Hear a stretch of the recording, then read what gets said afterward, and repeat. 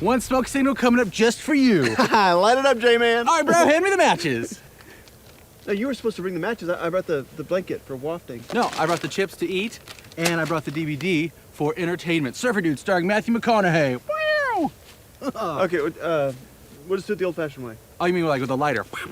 No, just like get a couple sticks to rub together. Sure. Yeah. So here's what we're gonna do. We're gonna get this thing fired up. What I want you guys to do is to go to a window facing to the west. I think is probably the best way to go. Or even just like getting on top of your roof, or finding a parking lot or something that's a wide open expanse. Look to the west and be looking for us. We're gonna get the. Here you go. What are you doing? Oh, it's too small. I'll get another one.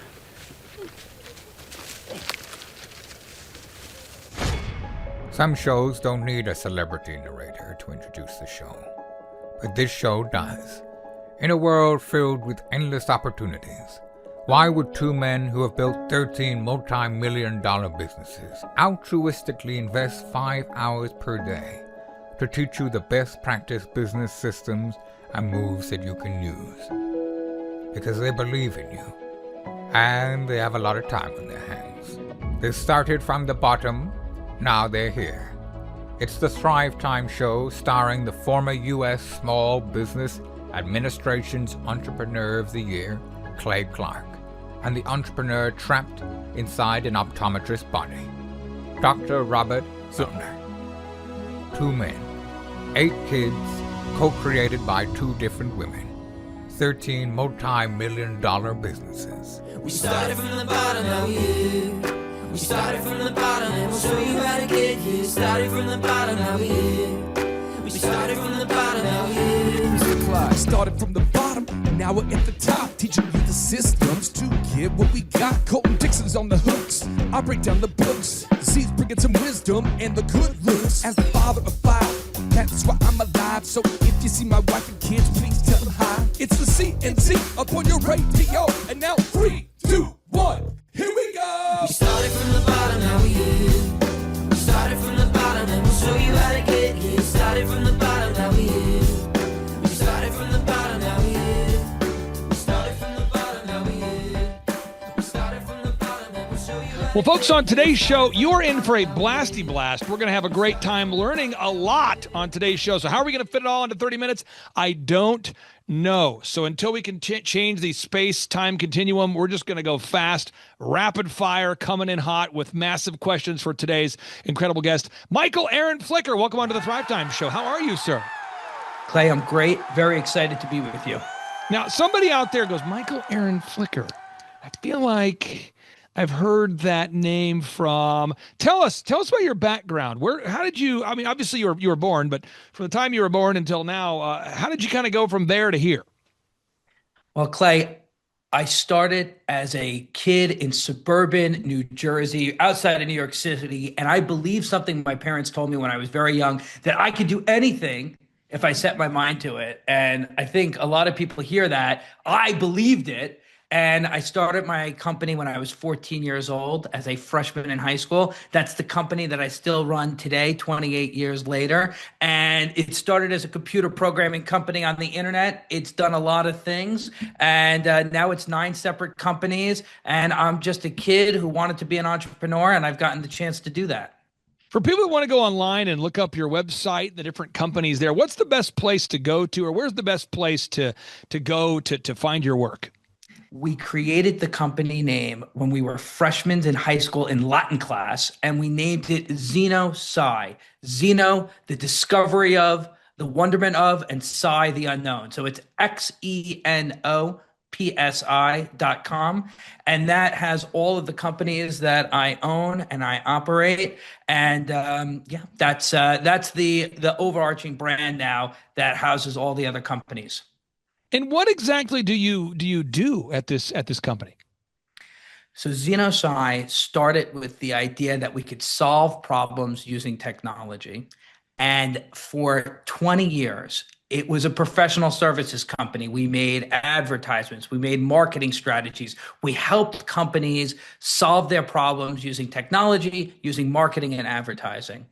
And In 2022, we evolved it, and now half of those companies are still marketing and advertising agencies. The other half, we make our own brands and products in the world. So we make our own line of premium bamboo compression socks. We make a line of healthier for you soda companies. We have ownership in a sunglasses company. But through all of these companies, the big idea is that we all can understand what motivates people to change their beliefs and change their behaviors. That's the study of behavioral science, and we can apply those to make our companies and help our clients as they grow. So, if for somebody out there that's saying, "Wow, this is a lot to take in," let's say I'm a doctor, I'm a dentist, I'm a lawyer, and let's say I reached out to you to become a client, and to hire your firm to help me. Where would you start with a dentist, doctor, lawyer, home builder when it came to helping them build a brand and a marketing plan? What we would say is, if you are on the front lines working with customers every day, you have a front row seat to know what customers claim they want is not always actually what they want. And what they say they're going to do is not always what they actually do. And we specialize in understanding what drives human behavior, what drives people to buy one brand versus another, what drives them to make decisions one way versus another. And what we do is we work with our clients to help them better understand human nature so they can work with it instead of against it. And if that sounds a little high-minded, Clay, the real idea is how we can use human nature and humans' natural biases to help our companies grow, to help our brands do better and do better than the competition.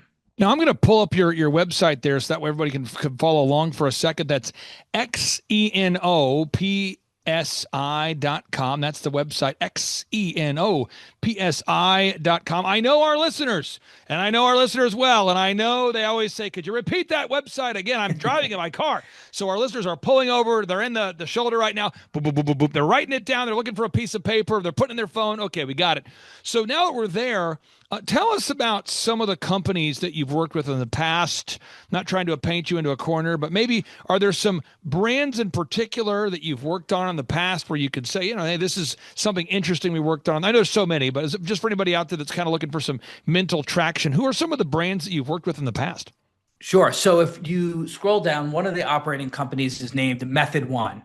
Method One specializes in indulgence brands and products. So that's ice cream, coffee, anything that maybe is a little bit of bad, but makes you feel good when you have it. Alcohol, THC, all of these are the types of clients Method One works on. And in working on these brands, we had a specific example. We were working for a nationwide bourbon company, and it was about a decade ago, and the bourbon boom was just starting, Clay. There was tons of people starting to find bourbon for the first time and getting very excited about it. But this particular brand was not catching fire like all the others. And so we went to research like large companies do, and we looked and said, why are people not choosing this bourbon brand versus all others?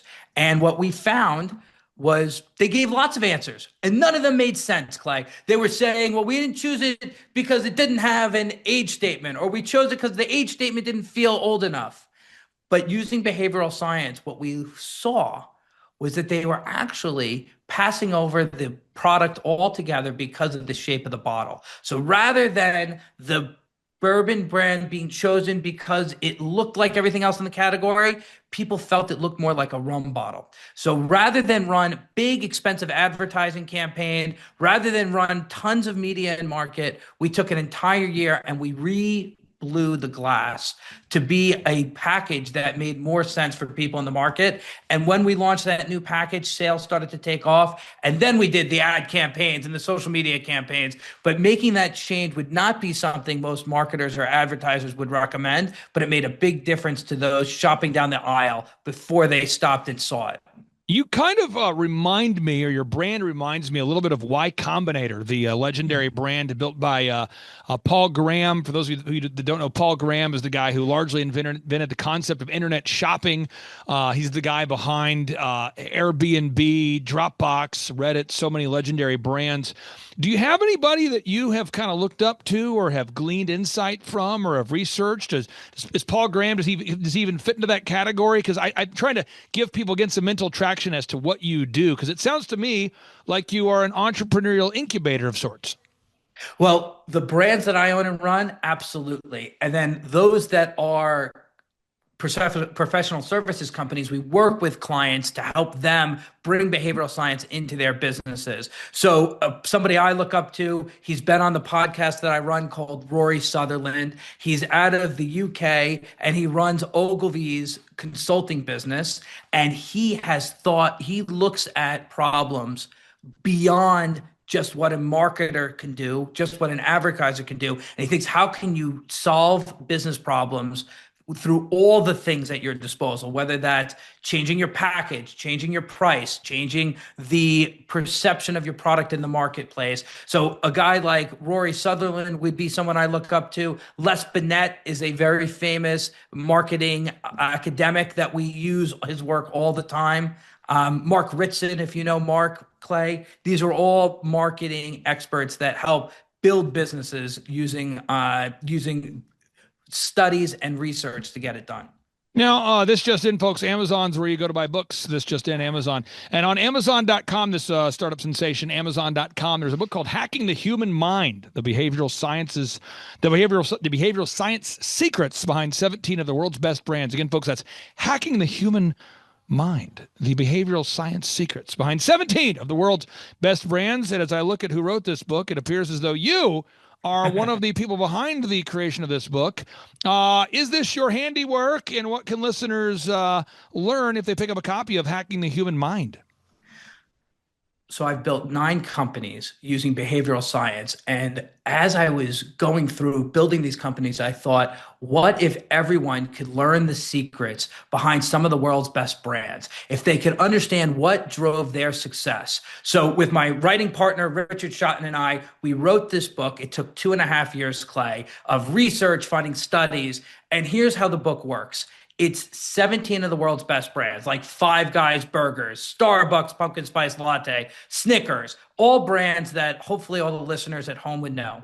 And what we've done is we've looked at their marketing and their advertising, and whether the brands know it or not, we picked some of the behavioral science insights that they were taking advantage of. We share the academic studies behind them that help give everyone who reads it confidence of why they should believe that this is what was at play. And then we break down at the end of every chapter, we have 3 ways that small business owners can use this in their businesses right away. So we're trying to learn from the big guys who are doing lots of marketing and media, and then take it and apply it so that everyone and all entrepreneurs can use it in their businesses. And that's why I wrote it, because I just really believe that this can help give businesses an edge, can give people an edge, and I wanted to share it with everyone. Well, let's get into, if we have time, let's get into 5 case studies if we can. 5 examples we can find in this book. And someone says, Yep. I was driving in my car, and then you mentioned the book title, and I was looking for my pen, and I just was struggling to find the phone. And then it's Hacking the Human Mind there, folks. Look at it on the screen there, Hacking the Human Mind. Okay, so in this book, there are case studies. You break these case studies down. Let's go through a handful of them. So Liquid Death, I don't know that the average person would want to, by default, drink Liquid Death, but then they came up with this concept of murdering thirst. Or walk us through Liquid Death and what your book tells us about that success story. So if you walk into any convenience store, any supermarket, and you walk to the water aisle, what do you think in your mind? You see natural spring lakes. You see mountains with ice-capped tops. What you don't think of is a tall boy can with a skull and crossbones on it. By every marketer's playbook, you would think that Liquid Death was an outlier that should not work based on the category conventions. But what Liquid Death did by creating a brand that stood apart from everyone else. They took advantage of a very well-known behavioral science insight called the von Restorff effect. So the von Restorff effect is named after a German psychologist who back in 1933 studied what happens when one thing is different from the rest. So here's how the study worked. She put together 9 related items, let's say, for example, animals, and then one odd one out, let's say an item of clothing. And when she asked people to recall what they could remember, they always recalled the odd one out, the animal versus the clothing, or the clothing versus the animal. So we ran the study, Richard and I, to see, does that study from 90 years ago hold up today? And here's the way we ran it. We went to 500 participants and we showed them logos of different brands, 11 car brands and 1 fast food brand.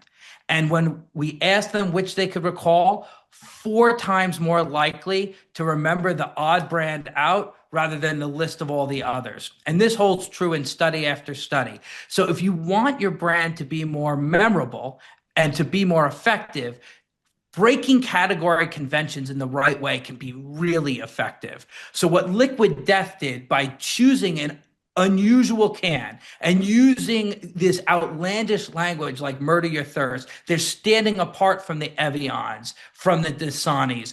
And by doing that, they're more memorable and they've been more effective. Okay, second example here, Amazon Prime's sunk cost fallacy. Tell us about this case study. So Amazon Prime, on its face, seems like an unusual offer. If you pay us $140 a year to be in our membership program, we will give away free shipping. But if you think about all your orders, especially when they launched this program 20 years ago, how much were you spending on your shipping? $140 in shipping would be a lot, but they get people to sign up for the Amazon Prime, and we call it the sunk cost fallacy because even if it doesn't make sense, you come back and shop at Amazon more and more because you've already become a Prime member. That commitment to replaying what you've already done, to not waste a prior investment, has driven tons of success for Amazon, and it can work for a lot of entrepreneurs in their businesses. Here's the original study, Clay, that I think everybody will find interesting. The original experiment was carried out in 1985 by Hal Arks and Catherine Plummer at the University of Ohio, and they asked a very simple thought experiment. Which trip would you go on? One ski trip on a weekend that was $50, that would be a great ski weekend. And then a few weeks later, you realize that you booked a Wisconsin ski weekend for $100, but that would just be an okay weekend. So do you take the amazing ski weekend that you're going to love, but you only paid $50 for? Or do you take the more expensive $100 trip that you know is going to be just so-so? 54% of respondents chose the more expensive trip that they would have a less good time on. Now, that doesn't make any sense. Why would you choose a worse trip? But because you want to be consistent with your past self, if you spent more money on it, you're more likely to choose it. And again, your book is packed with case studies like this. I mean, you talk about Five Guys in the book. Tell us about Five Guys. I know some people are getting hungry just talking about Five Guys. Tell us about Five Guys. What were they doing that maybe went against the grain of conventional marketing wisdom? So Five Guys is a really great story because it starts with the original Five Guys, founder Jerry Morrell and his 4 sons. These are the original Five Guys. We're talking about whether Jerry's oldest son should go to college or should he start a business. And they're having this discussion on a Maryland beachfront boardwalk. And as they're talking, Jerry notices that there's only one stand on the entire boardwalk that's got a line piled up. That store was Thrasher Fries. And he makes a bet. I wonder if Thrasher's Fries is so successful because they only do one thing. They only make fries. All the other shops on the boardwalk sold burgers and fries or salads and other things. Thrasher Fries did one thing. And he made the bet that if Five Guys Burgers only did one thing, burgers and fries, no chickens, no salads, no ice cream, could people believe that they were an exceedingly good burger and fry joint? The result of that is making a global franchise with $1.6 billion in sales last year, 1,800 locations. But what he tapped into that he didn't realize was something called the goal dilution effect. And the goal dilution effect is a well-studied psychological insight. And here's where it comes from. Ayelet Fishback in 2007 at the University of Chicago runs a study where she gives people information describing how eating tomatoes could either A, help prevent cancer, or B, achieve two goals, help prevent cancer and reduce eye degeneration. And then participants were asked how effective eating tomatoes was at preventing cancer. Strangely, people rated eating tomatoes as 12% more effective at preventing cancer when it was given as the only benefit, compared to when it was listed with eye degeneration as one of two benefits.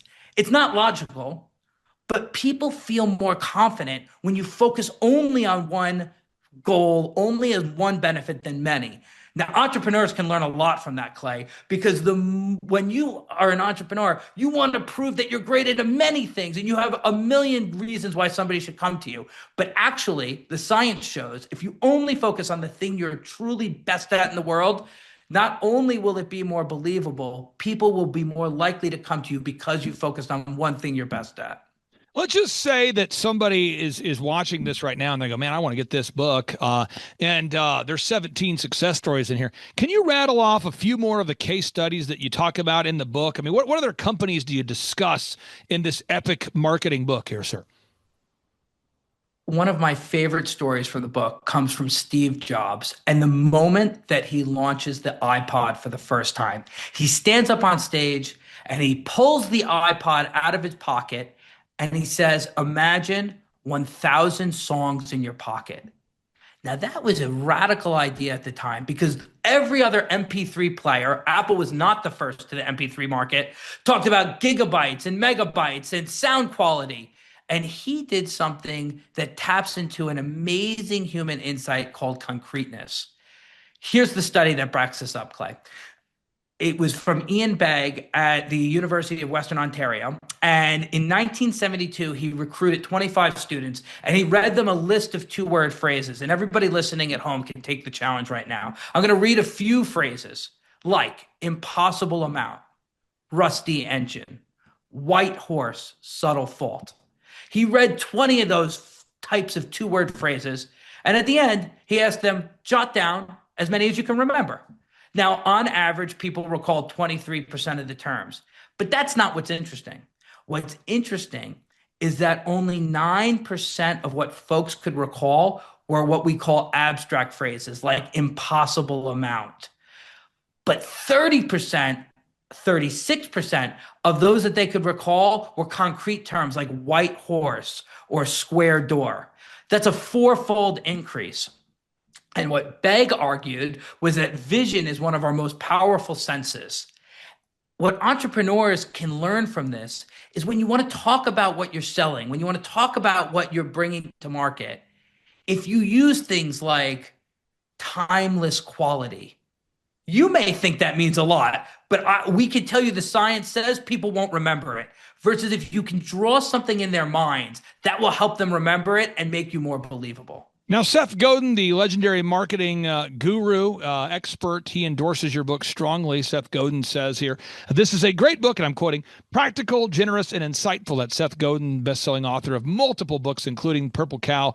And Seth Godin, every time I've seen Seth speak on marketing, he talks about how if your product isn't remarkable, by default, it is invisible. He says that in some way, shape, or form. If I gave you the mic to a room filled with entrepreneurs who wanted to learn marketing from you, what's maybe a big quote or a big idea or a big phrase that you would tell that audience? I would tell them that you cannot underestimate the power of a single word. And I'm going to give you a backup story behind that, Clay. But the most common mistake we make as entrepreneurs, as business people, is we think, live, dream our businesses 24 hours a day. But people that want to buy your services have a very short amount of time to think about your brand or your product. And one word can make a massive difference. Here's the story, 1970s. The gentleman's name is Lee Lance, and he's an American fish importer. And his whole goal is to bring this amazing fish that he has discovered into the US market. And he tries for 10 years, and no restaurant will bring in his product. He can't understand why. And then he figures, wait a second, maybe it's the name. Patagonian toothfish is not a very appealing name for people to put on their menus. So he changes the name, Chilean sea bass. And Chilean sea bass takes off in the 1990s, a 30-fold increase in sales alone. And that seems a little fishy. Dolphin fish was rebranded as mahi mahi to stop people from thinking about their favorite dolphin flipper, and it did much better. Mudbug linguine got renamed crawfish linguine, and surely it's doing better. And so really there's this impact of even a single word. And the study that backs this up is so interesting. 1974, Elizabeth Loftus at University of Washington. She shows all the participants of her study the same clip of a car crash. And it's one of those crash test dummy videos everyone can imagine, Clay. They run the car, they hit another car, and the challenge for everybody is, how fast do you think the car was moving when the accident occurred? But here's the twist in the experiment. She changes the verb between participants. Sometimes she says, how fast was the car going when it collided with the other car? How fast was it going when it hit, when it bumped, when it collided, or when it smashed? The choice of just that one word. Contacted, people estimated it was 32 miles an hour. Smashed, they estimated it was 40.5 miles an hour. That's a 27% change in the speed that people thought they saw on the video by just changing one word in the question. So as entrepreneurs, as marketers, every word we use matters, and we should be very thoughtful about how people who don't think about our services all day will be impacted by what we choose. Now, folks, I don't care what product you're selling. Your business will go to hell if you can't sell. It's just it. Doesn't matter what product it is. Doesn't matter what service it is. Doesn't matter how many degrees you have. You could have more degrees than a thermometer. You could have more skill than anybody. I mean, you could have invested your life savings in developing the product or service. But if you cannot sell, your business will go to hell and your life will not do well financially. So this is the kind of book that has the power to really wake you up to some ideas, to provide you some insight. It's well-researched. It's endorsed unapologetically by Seth Godin. The book right there, Hacking the Human Mind, folks. MichaelAaron Flicker. MichaelAaron Flicker, I want to give you the final word here. A lot of times I interview wonderful people on our show and I think to myself, oh man, I should have asked him this. Or sometimes as a guest, you leave going, that guy, if he would have just had 2 less cups of coffee, he would have asked me this and that. So I'm going to give you the floor. What's the final question that you would have liked to have been asked, or maybe the final thing that you want to just share with our audience today? What I would tell every entrepreneur listening today is 2 things. Number 1, behavioral science insights into human psychology are the things that give us as entrepreneurs an edge. The stuff we write in this book, corporate America is very cautious about. Big companies want lots of studies, lots of research. If you take the insights in the book, it will give you an unfair advantage against more conservative competitors in your marketplace. That's number 1. And number 2 is the book gives you ideas and insights that have proven academics behind them, but it's not guaranteed to work in your business case. So what we want everyone to do is build a culture of testing and learning. Try something. If it doesn't work, adjust it and try something else. You want to have a culture in entrepreneurial companies of testing things and learning. Either we win or we learn, Clay. And if we can instill that into entrepreneurial companies, we're going to make them better, faster, have better learnings, and have better companies at the end of it. Folks, in this book, which is filled with ideas, by the way, we're talking about 17 leading brands, including Apple, Dyson, Red Bull, Starbucks. Don't buy the book just because MichaelAaron Flicker is a beautiful man. No, folks. Buy the book because it's a beautiful book. MichaelAaron Flicker, thank you so much for your time today, sir. I really do appreciate you, and we would love to have you on the show in the future. Thank you, Clay. Thanks for everyone for listening. Take care. Clay, you're an entrepreneur. I'm an entrepreneur. And as they say in Stoic, the obstacle is the way. And so if you let these pinheads get in your way, you're in trouble. Acta non verba is the motto of the U.S. Merchant Marine Academy at Kings Point, New York. I had appointments to Naval Academy and Kings Point Merchant Marine Academy. And Merchant Marine Academy's motto was acta non verba. In other words, don't listen to what a person says. Watch what they do. Clay, my honor to be on your show. And thank you for all you do. I hear the ripple effects from you are good ripple effects. You know what I mean? People rave about what they learn from you. So congratulations. My name is Kevin Thomas, and the name of our company is MultiClean. We are a commercial janitorial service, and we serve the entire state of Oklahoma and Kansas and soon to be Arkansas. We have probably grown probably 5 times. We've added, I think when we first started with you, we had 60 to 65 employees. And now we have a little over 300 employees. Before we got involved with Thrivetime, we didn't really have any systems or processes in place. So I've probably been to, in 6-7 years, I've probably been to 12 to 13 business conferences. And amazingly, each time I go, I learn something new, and I'm so excited to bring it back and show the team about marketing and how to implement, how to help you guys implement the SEO. And the coaching is just great because there's accountability, and it's just a fantastic way to grow your company. Having a relationship with Thrivetime it's just been amazing for MultiClean. Oh my goodness, it frees me up because then I don't have to take a class on search engine optimization or learn marketing or shoot video. That's not what we do. What we do is commercial janitorial service. And you guys are the experts on marketing, and you teach me and hold my hand and show me how to do it right. And therefore, now my company is much, much larger. Folks, on today's show, we're joined by a real client. He may look like a male model. He may look like a hologram, but he's a real person. He's a longtime client. He's a man that we consider to be a friend of the Thrivetime Show and a friend of mine. Ladies and gentlemen, please welcome to the show, Kevin. Welcome onto the Thrivetime Show. How are you, sir? Clay, I'm doing great. Had a great Christmas holiday, and I'm glad to be here. Okay, so first question, can you tell us what is your name, first and last name, and what's the name of your company, sir? My name is Kevin Thomas, and the name of our company is MultiClean. We are a commercial janitorial service, and we serve the entire state of Oklahoma and Kansas and soon to be Arkansas. And how long have we worked with you approximately at this point, sir? It's been about 6-7 years. Clay Clark is here somewhere. Where's my buddy Clay? Clay's the greatest. I met his goats today. I met his dogs. I met his chickens. I saw his compound. He's like the greatest guy. I ran from his goats, his chickens, his dogs. So this guy's like the greatest marketer you've ever seen, right? His entire life, Clay Clark, his entire life is marketing. 4,000% from February to February. Now I can better that. Okay, Clay, I don't think you know this. I'm pinching myself, and if I cry, forgive me. In the last 2.5 days, we have bettered our entire month of February. in the last 2.5 days.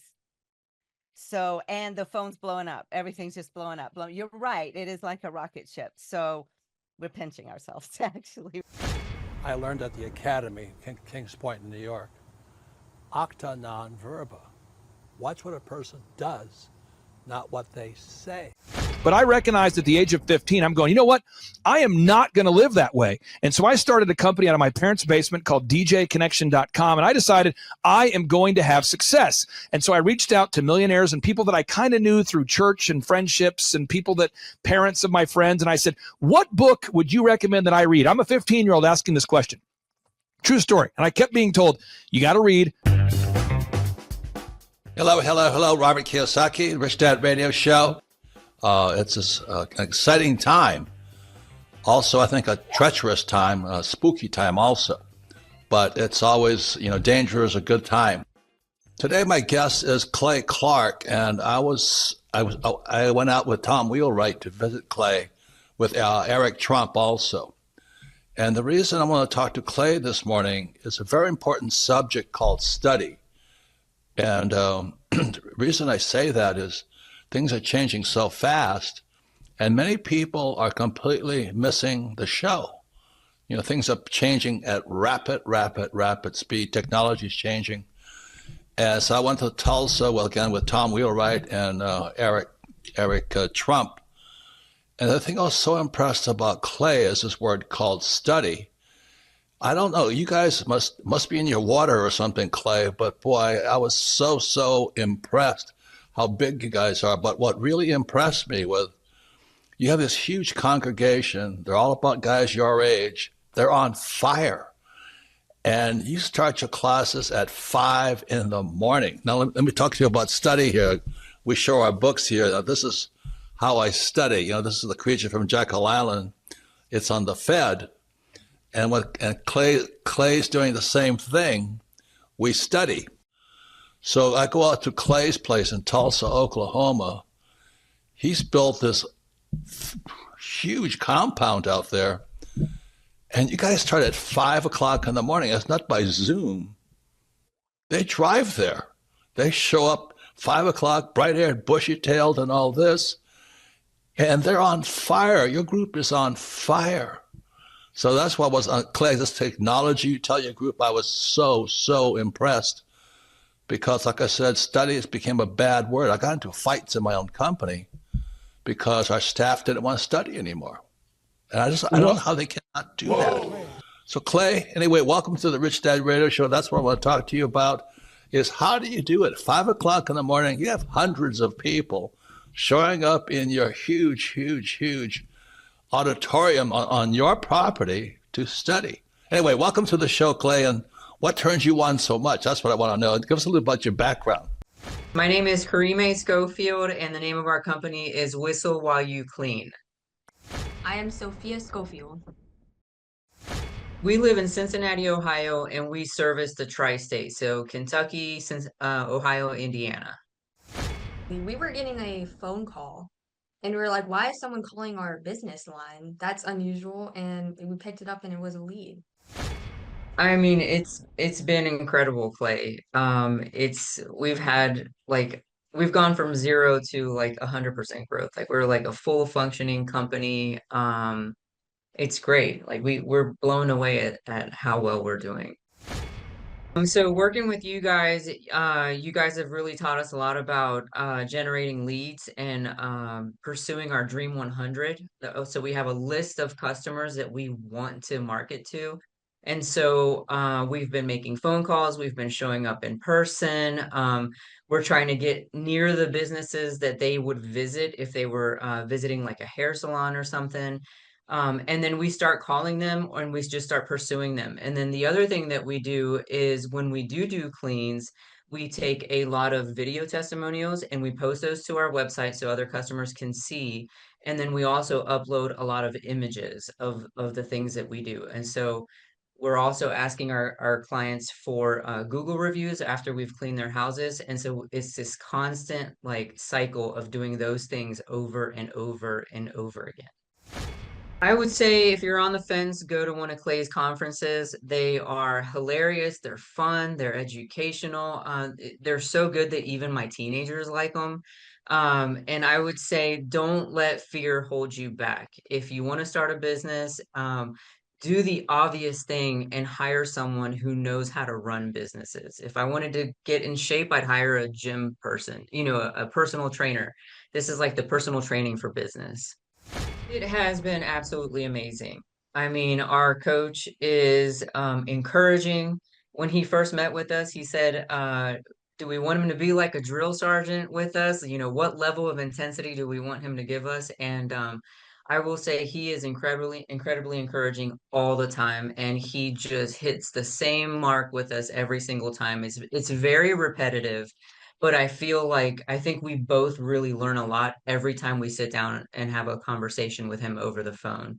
He keeps pushing us to go further, and he can recognize when we're afraid to do something, and he'll give us a little bit of grace, but that next week he's drilling us again, like pushing us to go harder. Our no-brainer offer is we are offering your first clean for $1. And that sounds absolutely insane. It even sounded insane when I was talking over it with our business coach. And I will tell you that that has generated some of our hugest clients.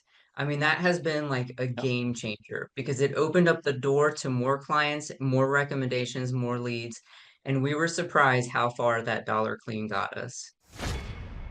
How important has it been for you to work out that scripting, even though you offer $1 for the first clean? How important has it been for you to nail that down? It's been really important because it kind of it hones in so that you're not just all over the place when you're trying to explain what it is that you do. And a lot of times it's like you're a good person offering a good product and you have integrity and you want to communicate that. But when you go to communicate without a script or without practice, it's just like a mess coming out of your mouth, as opposed to having this, honed in practice where you know what you're going to say, you know how you're going to say it, and you can almost expect better results when you do it that way. Had you ever been an entrepreneur before starting this particular business? No, never. Did you ever think about wanting to own your own business someday? Or what was the first time you thought, maybe I would like to open my own business? Absolutely. I've probably been dreaming about it for about 10 years. Okay, and let me go to your daughter here. Had you ever thought about wanting to team up and open your own business, or was that something that you were maybe excited about, or not so much? Well, for me, my parents would always listen to your podcast and business podcast. And as I started listening to them, I started realizing that I wanted to own a business. It's www.whistlewhileyouclean.com. Honestly, the hardest thing was getting over the fear. It was the fear of the unknown.